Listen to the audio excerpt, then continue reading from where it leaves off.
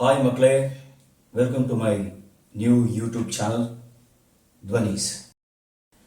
இதில் வந்து நம்ம என்ன பண்ண போகிறோம்னா ரிவ்யூ பண்ண போகிறோம். ஃபார் ஃபர்ஸ்ட் டைம் நான் வந்து ஒரு படத்தை ரிவ்யூ பண்ண போகிறேன். அதுவும் நம்ம தலைவரோட படம் கூலி. நான் வந்து ஃபர்ஸ்ட் டே ஃபர்ஸ்ட் ஷோ பார்த்துட்டேன். மாசாக இருக்கும், எக்ஸைட்டிங்காக இருக்கும் அப்படின்ற ஒரு எதிர்பார்ப்போட எல்லா ஃபேன்ஸ் மாதிரியும் நானும் போய் பார்த்தேன்.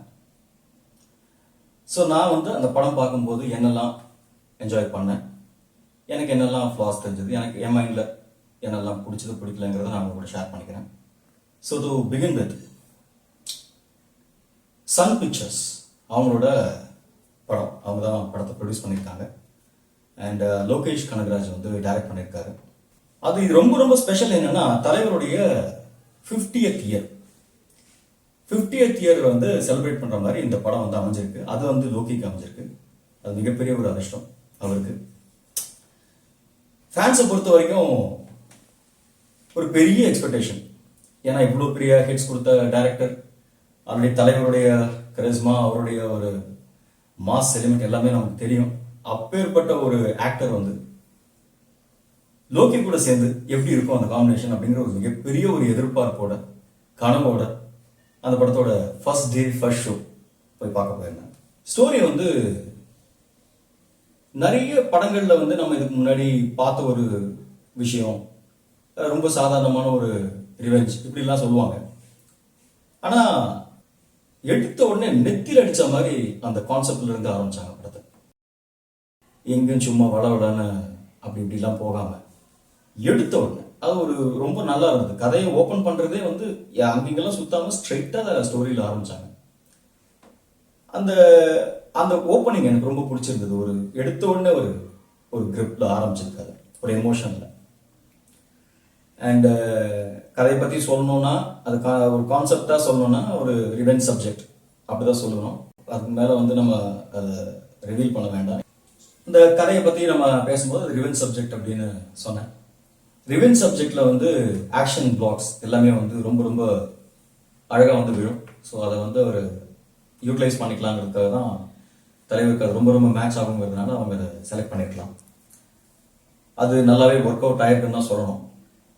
டயலாக்ஸ்ல இருந்து ஆரம்பிச்சு சின்ன சின்ன விஷயங்கள், அவங்க கேரக்டர்ஸ், ஒவ்வொரு கேரக்டர்ஸும் வந்து அப்படி அந்த கேரக்டர் ஆர்க் கிரியேட் பண்ண விதம் வந்து மைண்ட் ப்ளோயிங்கா இருந்தது. இந்த படத்துல ஒவ்வொருத்தரும் எவ்வளவு பெரிய கேஸ்டிங் இருக்கு இந்த படத்துல. இந்த பக்கம் நாகார்ஜுனா சார் இருக்காரு, இந்த பக்கம் ஸ்ருதி ஹாசன் மேடம் இருக்காங்க, இந்த பக்கம் வந்து ஷோபின் இருக்காரு, ஆமீர் கான் அந்த பக்கம் இருக்காரு, இப்படி உபேந்திரா, பெரிய கேஸ்ட்.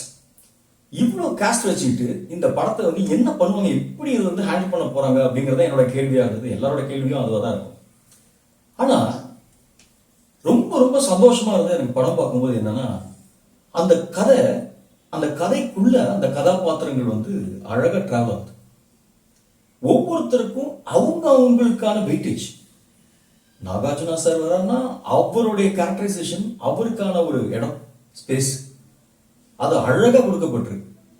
ஸ்ருதிஹாசன் வராங்கன்னா அவங்களுக்கான ஒரு கேரக்டரைசேஷன், அது ஒரு அருமையான ஒரு.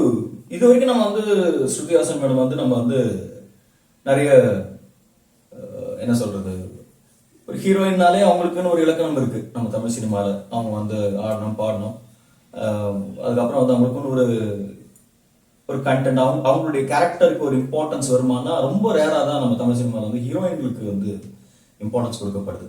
அப்படி பார்க்கும்போது இந்த படத்துல அந்த கதாபாத்திரம், அவங்க ஸ்ருதிஹாசன் ரொம்ப ரொம்ப ஒரு டிஃப்ரெண்டா, ஒரு நார்மலான ஒரு கேர்லா நடிச்சிருக்காங்க. அது ரொம்ப யதார்த்தமா ட்ரை பண்ணியிருக்காங்க. அது ரொம்ப நல்லா ஒர்க் அவுட் ஆயிருக்கு.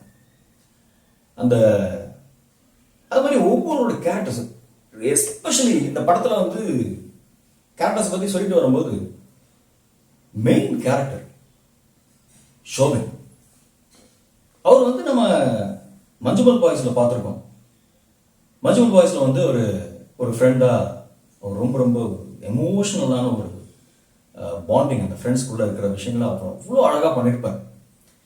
அப்படி ஒரு ஒரு சாஃப்ட் ஆக்டர், ஒரு யதார்த்தமான ஒரு கேரக்டர் அப்படி நடிச்சிருந்த அந்த ஷோபின் வந்து இதுல கம்ப்ளீட்டா ஒரு ஒரு அரகண்டா, ஒரு கன்னிங்கா, ஒரு ஈவில், ஒரு ஸ்மைல் ஒன்று பண்ணுவாங்க அந்த படத்துல. என் கண்ணிலேயே நிக்குது அந்த ஸ்மைல். அவ்வளோ பார்க்கும்போது இந்த மனுஷன் என்ன இப்படி ஆயிட்டா, இந்த மனுஷன் இப்படி ஒரு டிரான்ஸ்ஃபர்மேஷன் அப்படின்னு வியப்பா பார்த்துட்டு இருந்தோம். அப்கோர்ஸ் இது வந்து ஒரு தலைவரோட படம். தலைவரோட படத்துல அந்த கதாபாத்திரங்கள் வந்து அவங்களுக்கான ஸ்பேஸ் கொடுக்கப்பட்டதுனால அவங்க அதை ரொம்ப அழகா யூட்டிலைஸ் பண்ணி பெர்ஃபார்ம் பண்ணியிருக்காங்க. இதெல்லாம் வந்து ரசிக்கக்கூடிய விஷயமா இருக்கு. ஒரு படத்துல ஒரு மனுஷன் வந்து பெர்ஃபார்ம் பண்றதுக்கு இவ்வளவு பெரிய எக்ஸ்பெக்டேஷன் இருக்கிற ஒரு படத்துல கம்ப்ளீட்டா யாருமே எதிர்பார்க்காத ஒரு ஆர்டிஸ்ட் அவர். நம்ம யாரும் இந்த பக்கம் நாகார்ஜுனா சார் அப்படி இப்படின்னு எல்லாரும் எதிர்பார்த்துட்டு இருக்கும்போது அவர் ஒரு பக்கம் டாமினேட்டிங் பர்ஃபார்மன்ஸ். ரஜினி சார் வராரு, இந்த பக்கம் வந்து நாகார்ஜுனா சார் வராரு, இந்த பக்கம் யாரு வந்தாலும் ஸ்ருதிஹாசன் மேடம் வந்து போட்டு ஒரு வழி பண்ணிடுவார் மனுஷன் பர்ஃபார்மன்ஸ். அவங்க ஒரு பக்கம் அவங்க ஒரு அவங்க தவிக்கிறது, சஃபகேட் ஆகிறது வந்து நமக்கு ஃபீல் ஆகும். என்ன ஒரு பர்ஃபார்மன்ஸ். அவங்க எவ்வளோ பெரிய ஆக்ட்ரஸ், எவ்வளோ பெரிய லெஜெண்டரி ஆக்டர், உலகநாயகன் கமல் சாரோட பொண்ணு. அவங்களுக்கு வந்து நடிப்பு பற்றி சொல்லி தரணுமா அப்படிங்கிறது அவங்க எல்லாம் கேப்பபிள் ஆஃப் ஆக்டிங் அப்படிங்கிறது எல்லாருக்குமே தெரியும். ஆனால் அவங்களுக்கான ஒரு களம், ஒரு கதாபாத்திரம் அது கிடைக்கும் போது தான் அவங்க பெர்ஃபார்ம் பண்ண முடியும். அப்படி அவங்களுக்கு கொடுக்கப்பட்ட அந்த கதாபாத்திரத்தை அவங்க ரொம்ப ஜஸ்டிஃபை பண்ணியிருக்காங்க. அண்ட் உபேந்திரா சார் சொல்லணும்னா ரொம்ப பவர் பேக்டான ஒரு ஆர்டிஸ்ட். அவர் கரண்ட் மாதிரி இருக்கும். அவரோட படங்கள் வந்து ஒரு ஒரு படங்கள் எடுத்து பார்த்தோம்னா கனடா அவ்வளோ அவ்வளோ ஒரு பர்ஃபார்மன்ஸ், ரொம்ப எனர்ஜெட்டிக்கான ஒரு மனுஷன். அவர் இந்த படத்துல வந்து ஒரு ஆக்ஷன் சீக்வன்ஸ்ல ஒரு ரொம்ப முக்கியமான ஒரு இடத்துல வந்து வருவார். ரொம்ப இன்ட்ரெஸ்டிங்கான ஒரு இடம் அது. நீங்க படத்துல பாருங்க, அது ஒரு suspense element. And Sathyaraj sir பல வருஷங்களுக்கு அப்புறம் ரஜினி சார் கூட வந்து அவர் சேர்ந்து நடிக்கிறாரு. அவர் ஃபர்ஸ்ட் டைம் ரஜினி சார் கூட ஃப்ரெண்டா நடிக்கிறாரா, ஒரு அடிஷனல் இன்ஃபர்மேஷன். அந்த கேரக்டரை அவரு ஜஸ்டிஃபை பண்ண விதம், ஒரு அந்த bonding between Sathyaraj sir and Rajini sir வந்து நம்மளால ஃபீல் பண்ண முடியுது. ரொம்ப ஒரு வெயிட்டேஜான ஒரு கேரக்டர். அங்க இங்க தான் வருவார் அவரு. ஆனா அவர் வர இடங்கள் எல்லாமே கொஞ்சம் கொஞ்சம் இல்லை ரொம்பவே ஸ்பெஷலா இருக்கும். அவர் சொல்லவே வேண்டாம், அந்த அளவுக்கு ஒரு பர்ஃபார்மன்ஸ். யூஸ்வலாக அவரை வந்து நம்ம ரொம்ப சர்காஸ்டிக்காக பார்ப்போம். ஒரு ஒரு கைண்ட் ஆஃப் ஹீரோவை பார்த்துருக்கோம், வில்லனாக பார்த்துருக்கோம். ஆனால் இதில் வந்து ஒரு ஒரு நண்பன், ஒரு நண்பன், ஒரு ரஜினி சாருக்கும் அவருக்கு இருக்கிற அந்த பாண்டிங்கை அவர் பர்ஃபார்மன்ஸில் காட்டுற விதம், ஒரு பாசம், ஒரு ஃபேமிலி மேன், பொண்ணுங்களை வந்து வளர்க்கணும் அப்படிங்கிற அந்த ஒரு எமோஷன், சென்டிமெண்ட் எல்லாமே அது அது எல்லாமே ரொம்ப அவரோட எக்ஸ்பீரியன்ஸ்லேயே அவர் ரொம்ப ஈஸியாக பண்ணிட்டார். அந்த கேரக்டர் ரொம்ப யதார்த்தமாக வந்து அமைஞ்சது. அதுக்கப்புறம் இதில் ரொம்ப ஸ்பெஷல், என்னோட ரொம்ப ரொம்ப ஸ்பெஷல் நாகார்ஜுனா சார். ரட்சகன் படத்தில் நம்ம அவர் பார்த்துருக்கோம். Such a class stylish actor. அவர் இந்த படத்தில் வில்லன் அப்படின்னும் போது எனக்கு எப்படி அவர் பெர்ஃபார்ம் பண்ணுவார். அவர் ரொம்ப என்ன சொல்றது, ரொம்ப கேஷுவலான ஒரு சாஃப்டான ஆர்டிஸ்ட்னு சொல்ல முடியாது. பட் ஒரு என்ன சொல்றது, ரொம்ப ஸ்டைலிஷான ஒரு ஹீரோ. ரொம்ப அழகா கலர்ஃபுல்லா இருப்பார். அவர் ஸ்கிரீன்ல பிரசன்ஸ் பார்த்தீங்கன்னா அவ்வளோ அழகா இருக்கும். அவர் வில்லன் அப்படின்னும் போது எப்படி எப்படி அதை வந்து ஜஸ்டிஃபை பண்ண போறாங்க அப்படின்னு இருந்தா, மனுஷன் என்னங்க, என்ன பர்ஃபார்மன்ஸ். அவர் வராரு, அவரோட எனர்ஜி லெவல், அவரோட அந்த பாடி லாங்குவேஜே கம்ப்ளீட்டா மாறி அவரை பார்க்கும்போது அந்த அந்த கேரக்டராகவே நமக்கு தெரிகிறாரு. இப்படி ஒரு கேரக்டர் நம்ம முன்னாடி வந்து நிற்குதுன்ற அளவுக்கு அவர் பெர்ஃபார்ம் பண்றாரு. ஒரு நேச்சுரலா ஒரு அவ்வளோ அந்த வில்லனிசம் வந்து அவ்வளோ அழகா பண்ணாரு. இந்த பக்கம் ரஜினி சாருக்கு ஆப்போசிட்டா அவர் பெர்ஃபார்ம் பண்ண வேண்டிய இடங்கள் எல்லாம் சாத்திட்டார். அதுலயும் குறிப்பா சொல்லணும்னா படத்துல இன்டர்வல் பிளாக் அவ்வளவு ரசிச்சாங்க.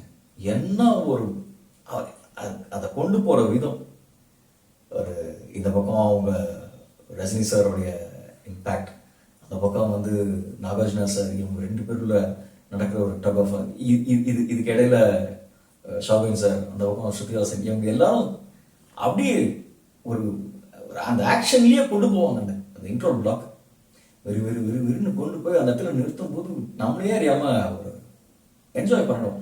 கம்ப்ளீட்டா இது வந்து ஒரு தியேட்டர் எக்ஸ்பீரியன்ஸ் ஃபிலிம். இப்போ எனக்கு ஒரு விஷயம் ஞாபகம் வருது. லோகி சார்கிட்ட வந்து கேட்டாங்க, நீங்க வந்து இது 1000 crores வந்து அடிக்குமா அப்படிங்கிறத வந்து நிறைய பேர் அவர்கிட்ட கேட்டாங்க. அப்போ அவர் ரொம்ப பிரில்லியண்டா ஒரு பதில் சொன்னார். சூப்பரான ஒரு பதில். நான் வந்து அந்த படத்தை பார்க்க வர ஆடியன்ஸ் ஒரு 150 ரூபா கொடுத்து அந்த படத்தை பார்க்க வர்றவங்களுக்கு நான் சாட்டிஸ்ஃபைடா ஒரு படம் எடுக்கிறேன், அவங்க சாட்டிஸ்ஃபை ஆகணும், அந்த 150 ரூபாய்க்கு அது ஒர்த்தா இருக்கணும், அதுதான் எனக்கு முக்கியம் அப்படின்னு அவர் சொன்னார். ரொம்ப அழகான ஒரு பதில் அது. அது சொன்ன மாதிரி நம்ம அந்த படத்தை பார்க்கும்போது நமக்கு அது ஃபீல் ஆகப்பா சூப்பர்ப்பா. ஏன்னா படம் போய் பார்க்கும்போது அதில் இருக்கிற பிகினிங் ஆகட்டும், அந்த மாஸ் எலிமெண்ட்ஸ் ஆகட்டும், படம் வந்து கொஞ்சம் ஸ்லோவா ஸ்டெடியா போகும். சினிமா லவர்ஸ்க்கு வந்து அது ரொம்ப பிடிக்கும். அதை பார்க்கும்போது ஏன்னா ஒரு கதை இருக்கு, ஒரு விஷயம் இருக்கு, ஒரு கான்செப்ட் ஒன்று எடுத்துட்டாங்க, அந்த கான்செப்டை ஸ்மூத்தா சொல்லிட்டு போறாங்க. ரொம்ப அழகா கிளியரா கிளாரிட்டியா ஸ்கிரீன் பிளே அவ்வளோ அழகா இருந்தது. ட்விஸ்ட் அண்ட் டர்ன்ஸ் சில இடங்கள்ல வந்து நம்ம எதிர்பார்க்காத நேரத்துல எதிர்பார்க்காத இடங்கள்ல சில கேரக்டர்ஸ் வந்து ரிவீல் ஆகிற இடங்கள் வந்து ரொம்ப அழகா இருந்தது. அதெல்லாம் லோகி சாரோட டச் சொல்லவே வேண்டாம், ரொம்ப நல்லா ஒர்க் அவுட் ஆயிருக்கு. ஒரு ஃபிளாஷ்பேக் போர்ஷன் ஒன்று வருங்க, அதுல தலைவரை வந்து சும்மா ரசிச்சேங்க நான். அவ்வளோ அழகா ஒர்க் பண்ணி அவர் அந்த ஒரு 30 years பேக் நம்ம அவரை எப்படி பார்த்தோம், அவரும் அந்த பாடி லாங்குவேஜ் வந்து எப்படி அந்த எனர்ஜி, அதே மாதிரியான ஒரு வாக், அதே மாதிரியான ஒரு அந்த வாய்ஸ் கூட அவருடைய அந்த பழைய ஒரு டோன் ஒன்று இருக்கும். இப்போ இருக்கிறதுக்கும் அப்போ இருக்கிறதுக்கும் நிறைய டிஃப்ரென்ஸ் இருக்கும். அந்த டோன், அந்த ஆக்சென்ட் ஸ்டைல் பேசுறது, அதெல்லாம் வந்து ரொம்ப அழகா ஒர்க் பண்ணியிருக்காங்க. மைண்ட் ப்ளோயிங்கா இருந்தது, பார்க்கறதுக்கு ரொம்ப வியப்பா இருந்தது. டெக்னாலஜி அப்படிங்கிற விஷயம் வந்து எந்த அளவுக்கு அந்த ஏஐ டெக்னாலஜி வந்து கை கொடுத்துட்டு இருக்குன்னா, இதுக்கு முன்னாடி நம்ம பார்த்தோம்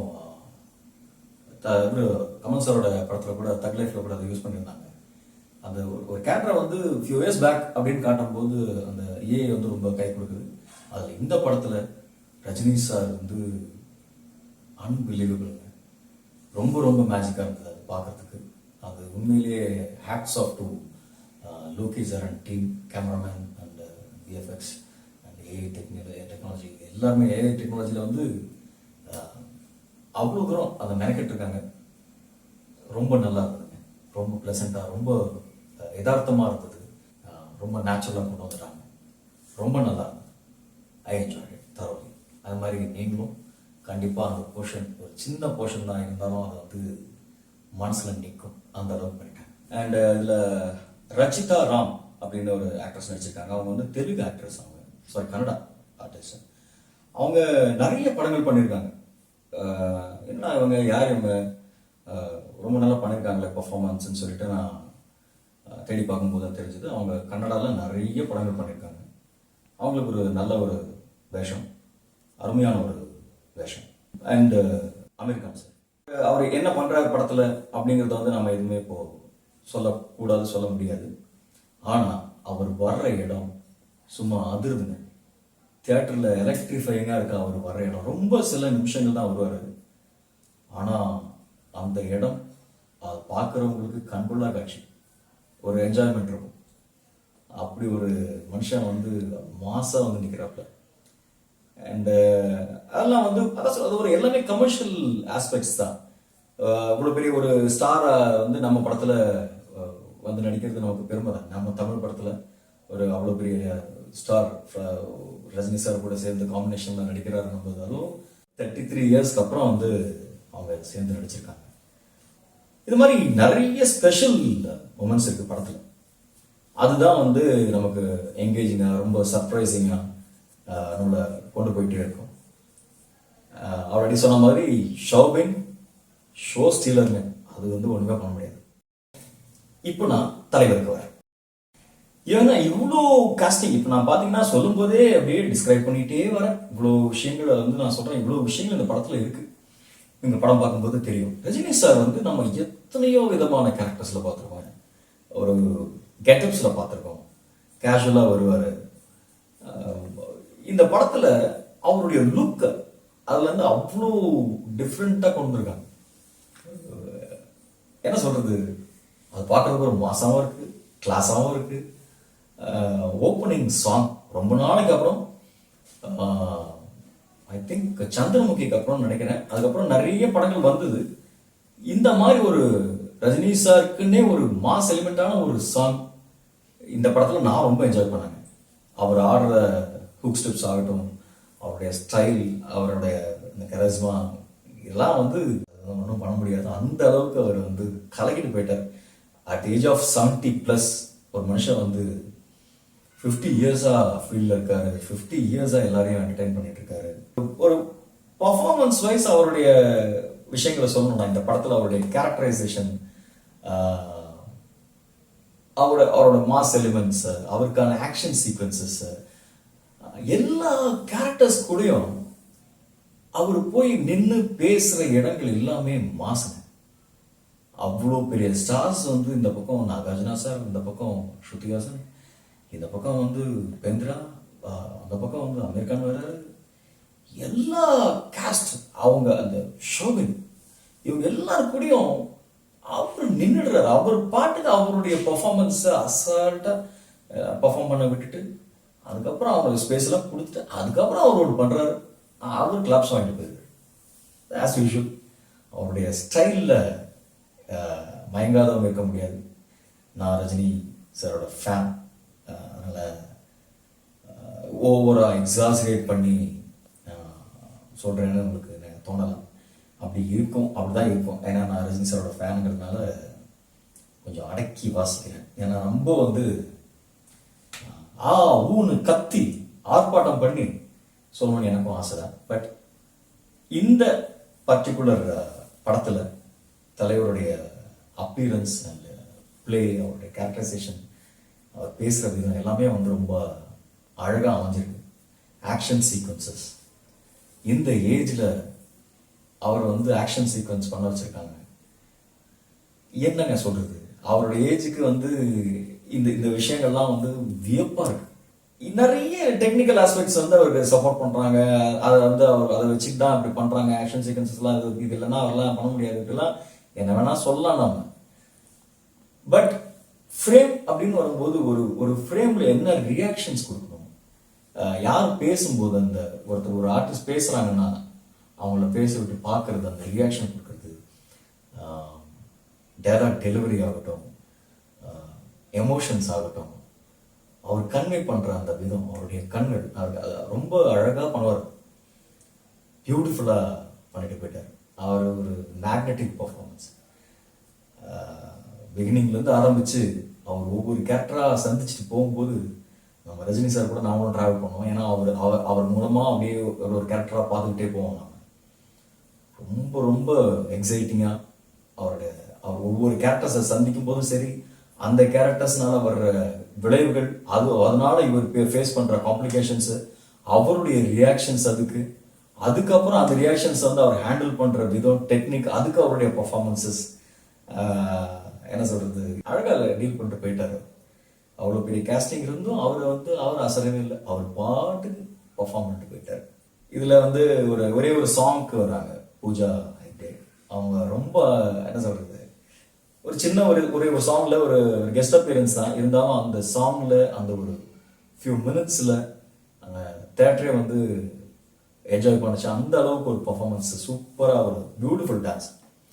அது கூட அங்கேயும் அந்த ஷோபன் வந்து அவர் உள்ள வந்து அவருக்கு வந்து ஒரு வெறித்தனமான ஒரு டான்ஸ். அது வந்து இவங்க ஆடுறத வந்து ஒரு ஜாலியா ஒரு நளினமா அவங்களுடைய ஸ்டைல்ல அவங்க ஆடிட்டு இருக்காங்க. இவர் உள்ள வந்து வெறித்தனமா அப்படி ஒரு டான்ஸ் ஆடிட்டு போயிடுவார் மனுஷன். ஜாலியா இருக்கும். அவர் ஆடுறத பார்க்கும்போதே நமக்கு சந்தோஷமா இருக்கும். மௌனிகான்னு சொல்லிட்டு அவருடைய ஸ்டைல், நேச்சுரல் ஸ்டைல்ல ஒரு டான்ஸ்.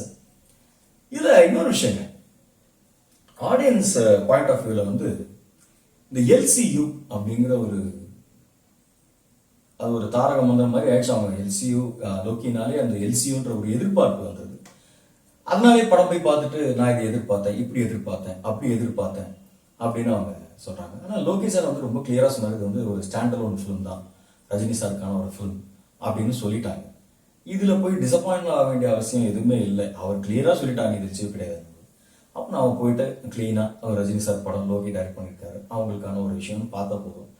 அப்படி பார்க்கும்போது டிசப்பாயின்மெண்ட்ஸ் எதுவும் வராது.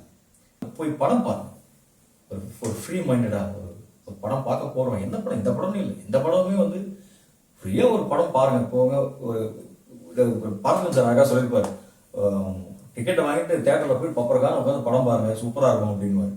அந்த மாதிரி ஜாலியா பாருங்க, ஒரு கிளீனா போய் பாருங்க, படம் கண்டிப்பா என்டர்டைன்மெண்டா இருக்கும், ரொம்ப ரொம்ப ரசிக்கக்கூடிய வகையில இருக்கும். அனிருத்தோட மியூசிக் ஒவ்வொரு படங்கள்லயும், ரஜினி சாரோட படங்கள்ல வந்து இப்போ அவர் வந்து ஒவ்வொரு அப்படியே பிரேடு ஏறிக்கிட்டே வர்றாரு அவர். இந்த படத்துல வந்து மோனிகா சாங் ஆகட்டும், சிக்கிரி சிக்கிரி சாங் ஆகட்டும், அண்ட் அவர் பவர் ஹவுஸ்ன்னு ஒரு தீம் ஒன்று, உபேந்திரா சாருக்கு ஒரு தீம் ஒன்று வரும். நான் ரொம்ப என்ஜாய் பண்ணேன். தேட்டர் மூமெண்ட் அதெல்லாம். ஓடிடியில் எப்படியும் வரும்போது நம்ம எல்லாம் பார்க்க தான் போகிறோம். ஆனால் இதெல்லாம் தேட்டர் மூமெண்ட், ஒரு மேஜிக்கல் மூமெண்ட். தேட்டரில் வந்து பார்க்கும்போது தான் அதை வந்து என்ஜாய் பண்ண முடியுது. இந்த பல பேர் என்ன பண்ணுவாங்கன்னா, தேட்டரில் வரும்போது அந்த படம் பார்க்கும்போது இந்த மாதிரி ரிவ்யூஸ் எல்லாம் கேட்டுட்டு படத்தை மிஸ் பண்ணி, நான் அந்த மாதிரி நிறைய படம் மிஸ் பண்ணியிருக்கேன். இப்படி சொல்கிறாங்க, பப்ளிக் ரிவ்யூ இப்படி இருக்கே அப்படின்ட்டு. அப்புறம் ஓடிடியில் பார்க்கும்போது சே, இந்த படத்தை தேட்டரில் போய் பார்த்துருக்கலாமே அப்படின்னு தோணும். இந்த படம் அப்படி ஒரு படம், தேட்டரில் போய் பார்க்கணும்.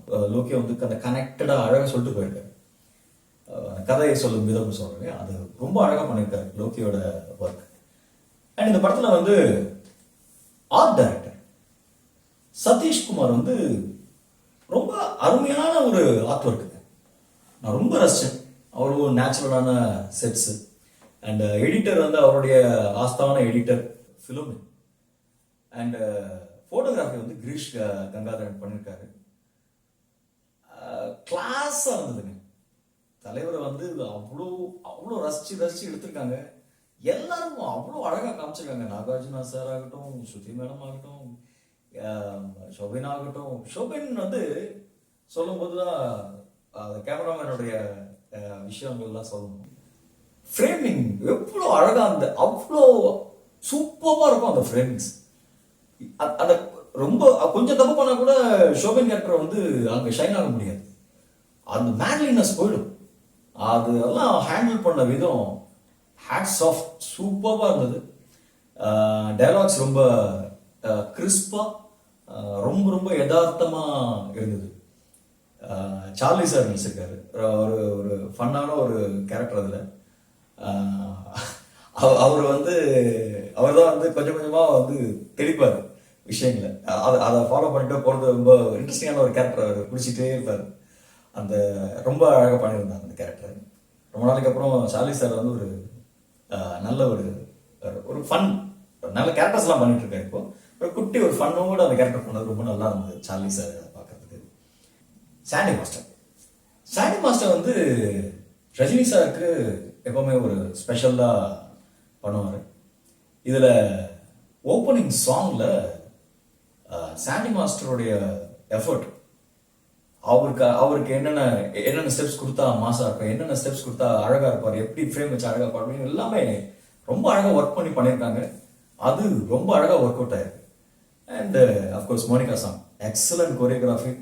அந்த ரிதம், அந்த ஒரு இதோட பார்க்கும்போது வைப் ஆட்டோமேட்டிக்கா வந்துருது. வைப் எல்லாம் ரொம்ப அற்புதமான ஒரு படங்க. அதுக்கு மேல நம்ம வந்து ரொம்ப யோசிக்க வேண்டாங்க. ஒரு என்டர்டைன்மெண்ட் நம்ம பார்க்குறோம். ஒவ்வொரு படங்கள்ல ஒவ்வொரு விதமான விஷயங்கள் அமையும். இந்த படம் வந்து என்டர்டைன்மெண்ட்காக எடுக்கப்பட்ட ஒரு படம். மக்கள் வந்து அதை புரிஞ்சுக்கணும்.